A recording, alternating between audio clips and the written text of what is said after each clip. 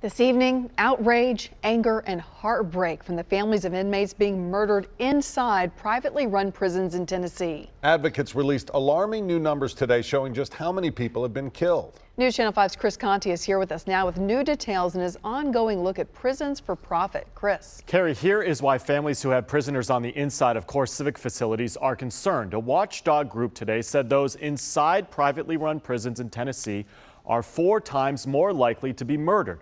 CoreCivic fired back against those numbers today, but families of those who have died in prisons say the state needs to end prisons for profit. On a sidewalk outside what was CoreCivic's headquarters today. It's still hard.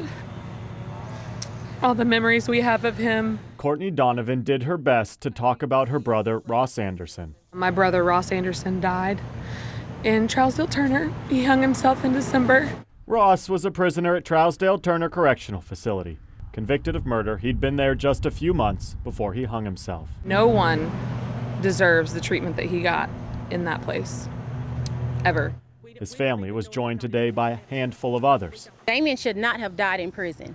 Including Kayla Cherry, whose brother had been convicted of rape and was serving a 25-year sentence until he was murdered in his cell on May 3rd. These people should not be dying and killing themselves because how bad the prison is ran. What they all share in common is that their loved ones were housed in prisons owned and operated by CoreCivic, a company the state pays millions to each year to outsource 4 state prisons. They're making a profit off of human suffering and cutting all costs where they can.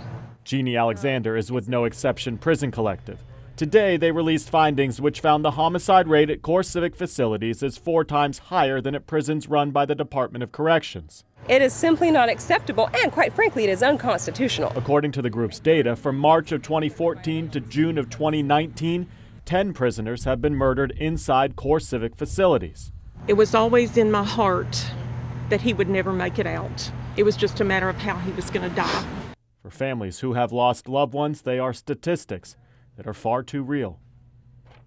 CoreCivic sent us a lengthy statement today saying, quote, the portrayal of information in this report is false and misleading. They also added that even 1 death in our facilities is too many and we're always working to improve. We have their entire response on our website right now.